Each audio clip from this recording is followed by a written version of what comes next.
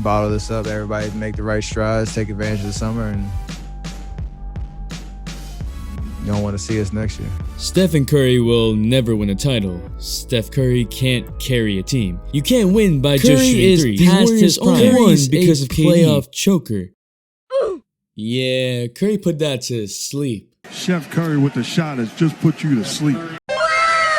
The Warriors won a championship, and Stephen Curry won a Finals MVP. The Warriors lost the 2019 Finals. KD left, Klay was hurt, Curry broke his hand. The Warriors won 15 games in 2020. Hey, yo! People lost faith. Look at this video by ESPN. The entirety of mainstream media has branded this narrative that Stephen Curry is a playoff choker. Now the media will be on a schmeat talking about how they all knew that Curry is the guy that can carry a team because Curry had 21 in the first quarter, the most points he's ever had in the finals quarter.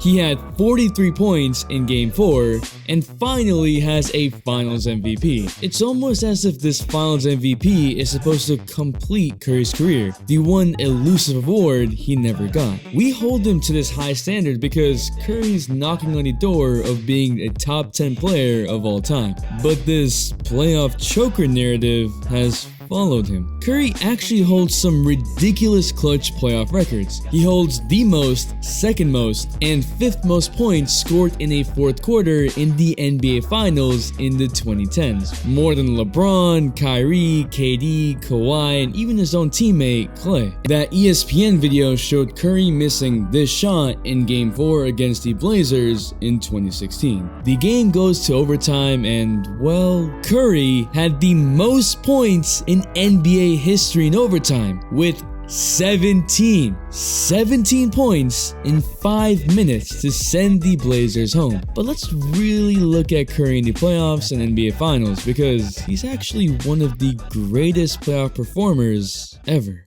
What is up, dudes, that's Ballers Players. It's your boy MJ. I've made a video explaining the 2016 NBA Finals, how Curry has acknowledged years later that his knee was nowhere near 100% and that he felt like he couldn't drive by love quick enough before the help would come. So he settled for this 3. But no excuse.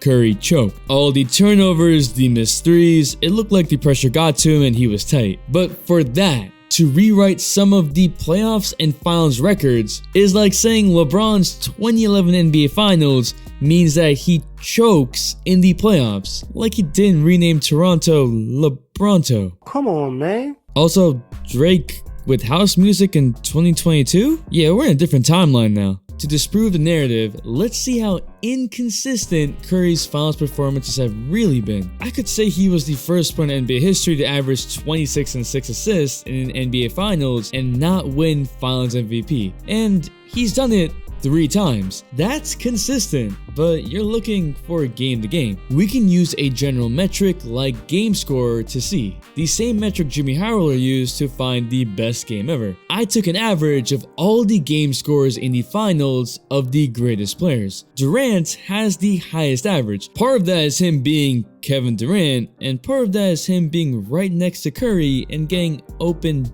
dunks. Yeah, they really ran after Curry on that one. What's up with the hell? Jordan is second. LeBron in 10 finals has consistently been amazing, except for 2011. Won't go! Magic and Larry are not too far off. Shaq's dominance still shows up here. Where's Curry? Right here, smack in the middle. Among the greatest of the greatest NBA players in NBA history. Ahead of Tim Duncan, Isaiah Thomas, Dirk Nowitzki, Kareem, heck, even Kobe. That doesn't scream bad playoff performer. In fact, that just means he's like most finals performers, which is far from a playoff choker. But let's get deeper. Curry has 6 games in 6 finals in which he has a single-digit game score. He had 4 games under 5. Jordan's lowest game score was 7.7. Only 2 games in 6 finals with single-digit game scores, and has multiple series where his game score never went below 17.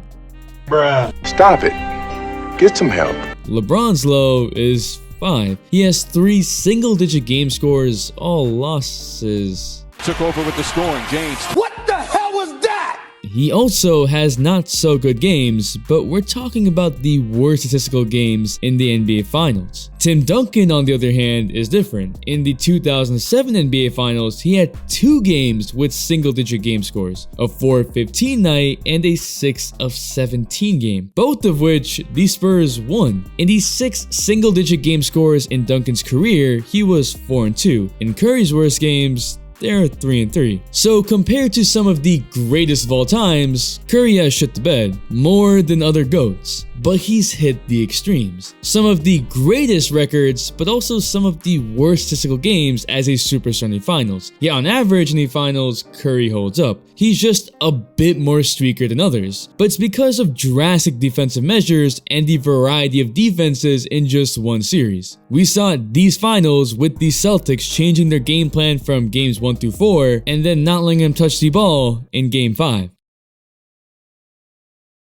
Hey, yo! However, game score doesn't capture everything. It'll capture pure production based on points, assists, rebounds, field goal percentages, along with steals, blocks, fouls, and turnovers. Steph actually said in Ja's ear. That means that if you contest a lot of shots without blocking and cause misses, it won't capture it. If you're running around screens being a decoy, it won't capture it. And it definitely doesn't capture the all-out defense thrown at Curry. I'm going to let this play from Jimmy Harlow's video. Most impactful, game-changing player for any franchise in the history of the NBA is Stephen Curry. The Warriors win over 32% more games when Curry is playing versus when he's not. In fact, that's the difference. Curry has more impact on the game than the best of the best players. But again, like I've said in my last video, Curry's dominance looks different. All of them have shown the traditional way, and oh yeah, they're taller than 6'7", powering through, getting the ball in a low block, elbow, ISO. Curry doesn't fit any of that, but he still dominates. Curry's game score does not reflect impact because these base stats that we package everything up into a nice digestible format doesn't show the whole story. Advanced stats try to give you the whole picture, but you can nitpick them apart, but we can see the impact. If you want to see, just check my videos on the Curry effect or Curry having a bad game. There are numerous times where 2 defenders will run at Curry who doesn't even have the ball, and that will lead to a wide open play in the paint. The Warriors in 2010 won 26 games in the season. They were an afterthought. An offense designed around this 6'3" dude that can shoot. The Warriors were considered stupid. You don't win championships with your best player being a point guard. Yet, every time, he's just had to prove narratives wrong over and over again. And here's this last narrative about Curry not being able to perform in the playoffs. Then it was the big moments. Then it was he can't really play unless he's already up ahead. And finally, it was just that he can't perform in the finals. This video is talking about Curry as an NBA Finals performer. Not even the regular season where he has unanimously dominated. Is loving it. Help me! So this finals MVP changes nothing about Curry's career. It's a nice bow on top to symbolize all of the greatness that we have seen from Curry in the finals. But this doesn't change what we should have already thought of Curry in the first place. But what do you think? Where does Curry rank all time?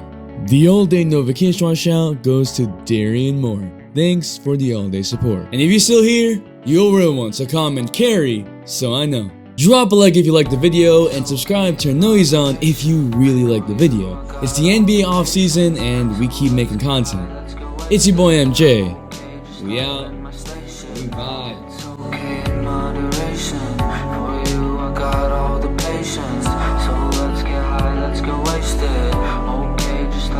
Spaceship, no, no, no, no.